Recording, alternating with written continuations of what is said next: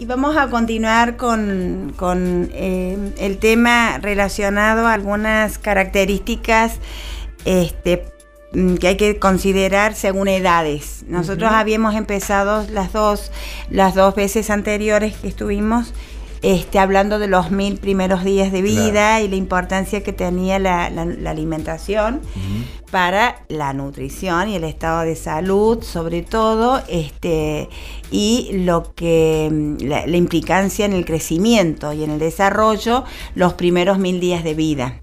Incluía o abarcaba el embarazo y los 2 primeros años de vida, que fue lo que nos referimos anteriormente.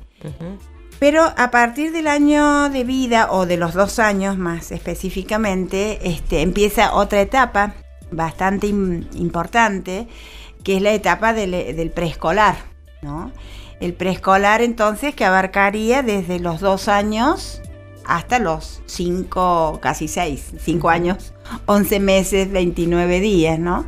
Es una etapa que ya pasó esa transición especial del niño, del lactante al niño pequeño, que era hasta los 2 años, donde hay una característica particular diferente a la etapa anterior, es que hay una desaceleración del crecimiento.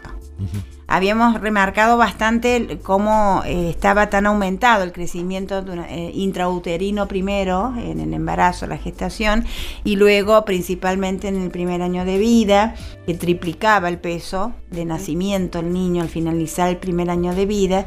Y después, en toda esta etapa que va entre los 2 y los 5 años, pasan varios años para recién volver a duplicar el peso.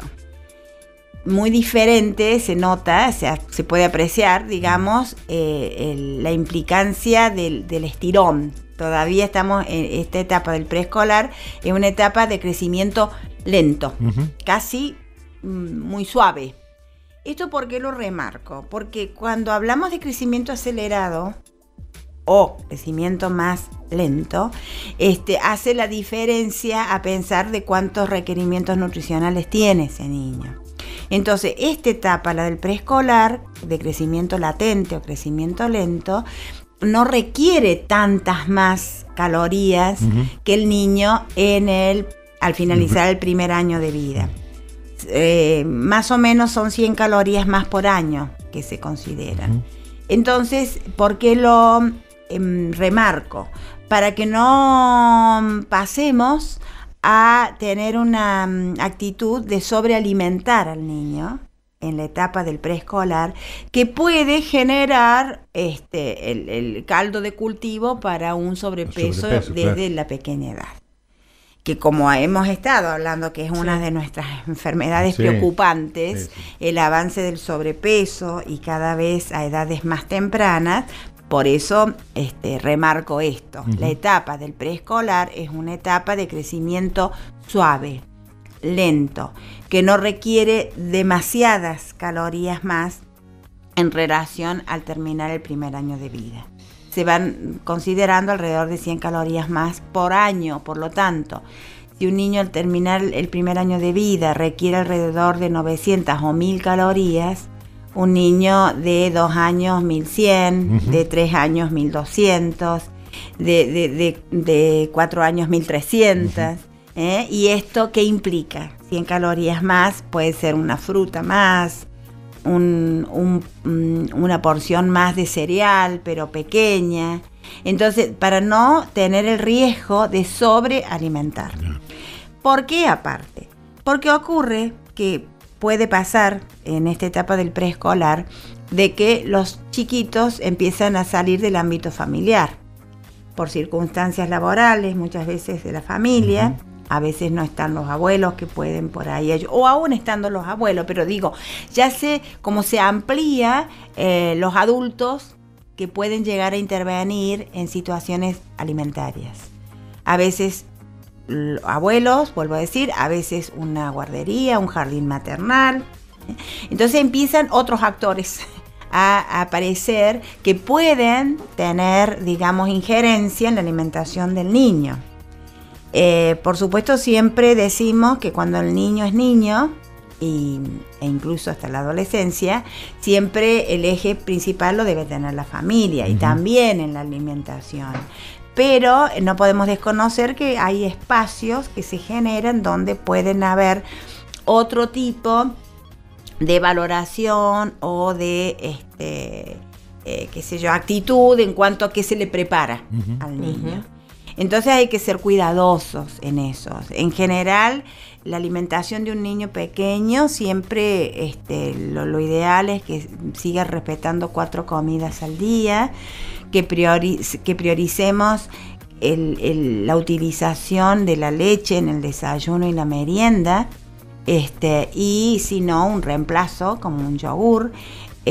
Siempre tener mucho cuidado con el acompañamiento de ese lácteo, que tratemos de evitar y de ralear, digamos, lo más que se pueda productos industrializados. Así que volvemos a lo mismo, ¿no? Siempre un pancito sencillo o una porción de un bizcochuelo casero o de una pasta frola casera, o cereales sin azúcar, sin colores, sin agregados.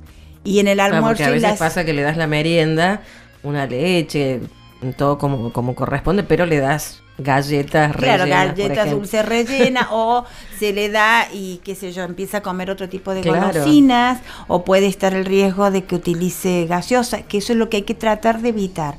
Nunca nos tenemos que olvidar que los primeros años de vida son fundamentales en la formación de hábitos. Por lo tanto, si el niño no se lo presiona o no se le ofrece otro tipo de alimentos, no lo va a requerir, no lo va a necesitar. Va a ser. Ahora, es real que cuando se empieza, y esto se va cada vez, digamos, complicando cuando pasamos al escolar y demás, porque es real de que muchas veces siguen como más predispuestos a compartir lugares con otros chicos, con otros gustos, con otras características, que a veces hace que se tienten, ¿cierto? Claro. Porque el compañero o le llaman tal cosa llevan otros tipos de alimentos, exactamente. Exacto. Compartís otras cosas. Exacto. Y otros tiempos también con los otros amigos. Entonces, por eso, si bien no hay que prohibirles, no hay que decir, no podés comer nada de esto, pero siempre con moderación. Nada tiene que ser tan extremista, pero sí es real que nosotros como adultos tenemos la responsabilidad de tratar de garantizar y de proteger hábitos alimentarios adecuados desde la primera infancia. Claro. Otro punto, en esta edad el niño imita mucho, imita al adulto. Entonces, eso también es importante, de darle el ejemplo, ¿no? Dar el ejemplo de consumir en lo posible agua en las comidas, o un jugo natural, o un licuado de frutas, pero simplemente agua sería lo ideal. Claro. De consumir con gusto y apreciar las verduras, las preparaciones con verduras, de consumir carne, pero bueno, en una cantidad justa, no requerimos tanto. Digo, como ejemplo del adulto, para que el niño, si el adulto no da el ejemplo, el niño no va a aprender buenos hábitos. Está en la etapa de aprender. Justamente, comer, es una etapa que, si bien no hay, como digo, un crecimiento acelerado ni un aumento de peso importante, por lo tanto tampoco hay un aumento importante de requerimientos calóricos y de nutrientes en general, pero sí es una etapa muy especial en cuanto al aprendizaje, en cuanto al forjar hábitos alimentarios adecuados, incluso hábitos que tienen que ver también, de alguna manera, con un estado de salud adecuado y una alimentación segura, como es el hábito de higiene, el de lavarse las manos, el de cepillarse los dientes, el cuidado justamente de la higiene bucal, de la higiene de las manos, de la higiene en general, ¿no? O sea, esa etapa lo que tiene de preciosa es que es muy vulnerable a ser receptivo si el adulto tiene una conducta adecuada y le da el ejemplo. Entonces, importante, es una etapa de niños pequeños, todavía estamos hablando, pero ya al final del preescolar ya estamos hablando de 4 o 5 años, que a veces ya están en este riesgo de algunas costumbres los adultos, de lo que llevan por ahí de meriendas al lugar donde van en ciertas horas, que tratemos de elegir siempre lo más lógico. Claro. No fomentemos un estado de malnutrición y de malos hábitos alimentarios en la etapa del preescolar. Por el contrario, tratemos de resguardarlo lo más que se pueda y hacer la transición también a la etapa escolar, que es parecida, sigue un aumento paulatino de peso, por lo tanto son pequeños aportes más de calorías que se van sumando año tras año, pero ya en la etapa del escolar tenemos otras particularidades, como que cada vez más independencia, más valor a los pares y también más espacios horarios fuera de la familia, ¿no? Lo que conlleva a veces un riesgo. Y es la preliminar a una etapa muy delicada que hablaremos en otro momento, que es la pubertad y la adolescencia. Claro. Bueno.